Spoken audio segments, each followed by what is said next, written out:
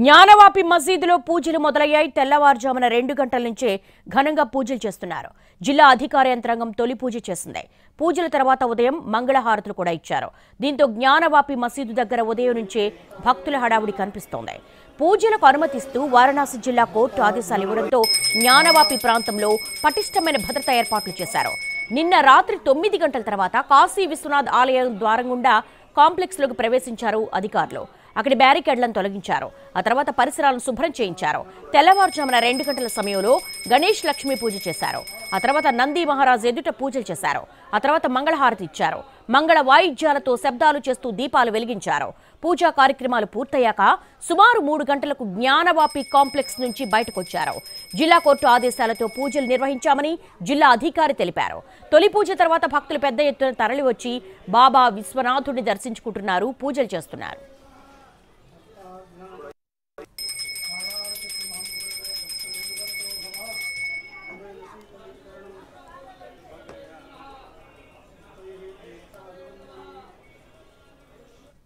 జ్ఞానవాపి మసీదులో పూజలు మొదలయ్యాయి. తెల్లవారుజామున 2 గంటల నుంచి ఘనంగా పూజలు చేస్తున్నారు. దీనికి సంబంధించి మోర్ డీటెయిల్స్ మా ప్రతినిధి రాజుని అడిగి తెలుసుకుందాం. రాజు, దాదాపు 3 దశాబ్దాల తర్వాత పూజలు నిర్వహిస్తూ ఉన్నారు. అక్కడ పరిస్థితి ఏ విధంగా ఉంది? భక్తుల యొక్క రియాక్షన్ ఏంటి?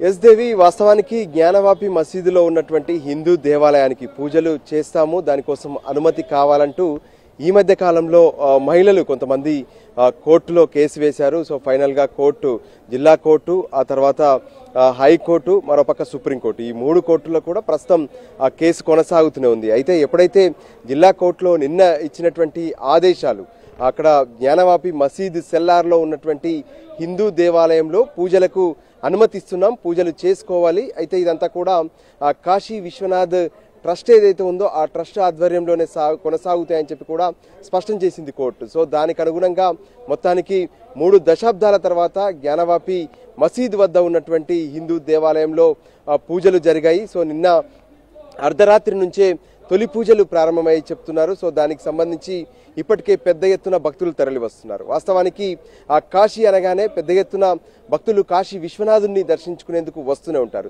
సో కాశీ విశ్వనాథుడి టెంపుల్కు ఎగ్జాక్ట్లీ ఆపోజిట్గా ఉంటుంది. సో కాశీ విశ్వనాథ్ టెంపుల్ ముందున్నటువంటి నందీశ్వరుడు చూసేటటువంటి ద్వారమే జ్ఞానవాపి మసీద్ ద్వారంగా ఉంటుంది. సో ఇప్పుడు ఆ ద్వారం వద్దే పూజలు జరుగుతున్నాయి. సో మొత్తానికి హిందువులంతా కూడా ఎంతో సంతోషంగా కనిపిస్తున్నారు. ఇప్పటికే ఏదైతే అయోధ్యలో రామ మందిర నిర్మాణం పూర్తయింది, సో ఇప్పుడు మళ్ళీ ఇక్కడ ఈ విధంగానైతే వారణాసిలో జరిగేటటువంటి జ్ఞానవాపి మసీద్ వద్ద హిందూ దేవుళ్లకు జరుగుతున్నటువంటి పూజలు, దాంతో పెద్ద ఎత్తున భక్తులైతే వచ్చి ప్రార్థనలు చేస్తూనే ఉన్నారు, పూజలు చేస్తూనే ఉన్నారు.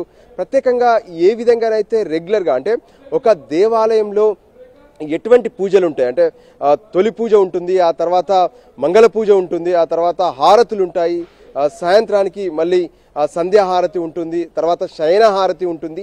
సో ఏదైతే ప్రోటోకాల్, పూజా విధానంలో ఉండేటటువంటి ప్రోటోకాల్స్ ఏవైతే ఉంటాయో దానికి అనుగుణంగా ఇక వారణాసిలో ఉన్నటువంటి జ్ఞానవాపి మసీదులో పూజలు ప్రారంభమయ్యాయి. అయితే అక్కడ ఉన్నటువంటి కొంత ప్రత్యేక పరిస్థితుల్లో ప్రత్యేకమైనటువంటి బందోబస్తును కూడా ఏర్పాటు చేశారు. సిఆర్పిఎఫ్ పోలీసులతో పాటు స్థానిక పోలీసులు సైతం ప్రత్యేక నిఘాను ఏర్పాటు చేశారు. ఎక్కడ ఎటువంటి అవాంఛనీయ ఘటనలు జరగకుండా మాత్రం ఆ పోలీసులు పూర్తి స్థాయిలో బందోబస్తు ఏర్పాటు చేశారు. అంతేకాదు సోషల్ మీడియాలో కానీ లేదంటే నేరుగా ఏవైనా రూమర్లు క్రియేట్ చేస్తే మాత్రం ఖచ్చితంగా శిక్షలు తప్పవని చెప్పి కూడా ఇప్పటికే హెచ్చరించారు. దానికి అనుగుణంగానే ప్రస్తుతం పూజలైతే ఎటువంటి ఇబ్బందులు లేకుండా ప్రశాంత వాతావరణంలో కొనసాగుతున్నాయి. అయితే అక్కడ ఉన్నటువంటి ప్రత్యేక పరిస్థితుల్లో ఎప్పటికప్పుడు మానిటరింగ్ చేయాలని చెప్పి కూడా జిల్లా యంత్రాంగానికి కోర్టు ఆదేశాలు జారీ చేసింది. సో దానికి అనుగుణంగానే ఇరువైపులా కూడా ఎవరికి ఎటువంటి ఇబ్బందులు తలెత్తకుండా, ఎటువంటి ఘటనలు తలెత్తకుండా చూసుకోవాల్సినటువంటి బాధ్యత పోలీసులకు అప్పగించారు. జిల్లా యంత్రాంగం ఎప్పటికప్పుడు అక్కడ మానిటరింగ్ చేస్తుంది. కానీ సుప్రీంకోర్టును ఆశ్రయించింది కదా బేస్మెంట్ లో పూజలు నిర్వహించొద్దని, అదే తెల్లవారుజామున సుప్రీంకోర్టులో పిటిషన్ వేసింది. మరోవైపు ఇటు కెవెట్ పిటిషన్ దాఖలు చేయడానికి కూడా సిద్ధమైనట్టుగా తెలుస్తోంది హిందూ వర్గాలు. ఏం జరగబోతోంది అసలు? ఎస్, వాస్తవానికి ఆ జ్ఞానవాపి మసీదుకి సంబంధించినటువంటి చరిత్ర విషయంలోనే మనకు ఒక స్పష్టత ఉంది. అంటే మొదటి నుంచి హిందువులు చెప్తుందల్లా ఒకటే, అంటే మొదట అక్కడ ఏ విధంగానైతే బోలా విశ్వనాథ్ ఉన్నారో, సో విశ్వనాథ్ మందిర్ను కూల్చి ఆ తర్వాత మసీద్ కట్టారు. కానీ హిందూ దేవాలయానికి సంబంధించినటువంటి పూర్తి ఆనవాళ్ళు ఉన్నాయి అని స్పష్టం చేశారు. సో దానికి అనుగుణంగానే కోర్టులలో ఎన్నో రోజులుగా జరుగుతున్నటువంటి కేసుల్లో సైతం తమ వాదనలు వినిపించారు. ఈ మధ్య కాలంలోనే కార్బన్ రిపోర్ట్ ఏదైతే ఉందో, అంటే అక్కడ ఉన్నటువంటి పూర్తి స్థాయిలో ఆధారాలు ఏంటి అనే దానికి సంబంధించినటువంటి ఒక రిపోర్ట్ పైన కూడా ఒక ప్రత్యేకంగా కోర్టుకు నివేదిక అందింది. సో ఆ తర్వాతనే జిల్లా కోర్టు ఈ నిర్ణయం తీసుకుంది. అయితే ఏదైతే జిల్లా కోర్టు ఇచ్చినటువంటి తీర్పుకు వ్యతిరేకంగా పైకోర్టుకు వెళ్లేందుకు జ్ఞానవాపి మసీదుకు సంబంధించినటువంటి కమిటీ ఇప్పటికే అటు ప్రయత్నాలు చేస్తూనే ఉంది.